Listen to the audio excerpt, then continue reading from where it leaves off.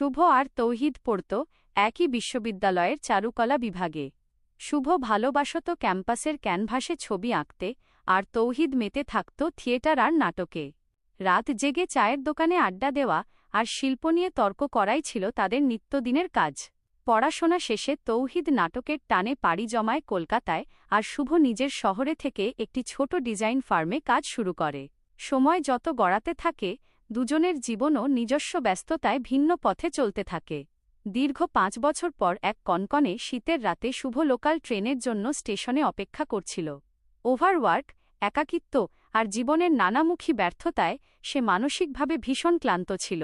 শেষ ট্রেনটির আলো যখন দূরে দেখা যাচ্ছিল, শুভ বেঞ্চে বসে নিস্তব্ধভাবে নিজের হতাশা গিলছিল। হঠাৎ কেউ একজন এসে তার পাশে বসল, হাতে গরম চায়ের দুটো ভাঁড়। শুভ তাকিয়েই থমকে গেল।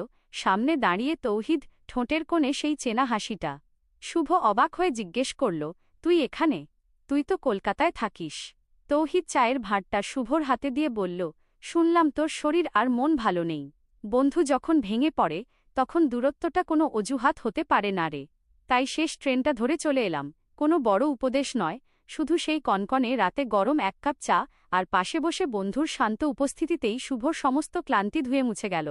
সত্যিকারের বন্ধু সেই, যে আপনার সবচেয়ে অন্ধকার মুহূর্তে কোনো কথা না বলেও শুধু পাশে দাঁড়িয়ে আলো হয়ে জ্বলে থাকে।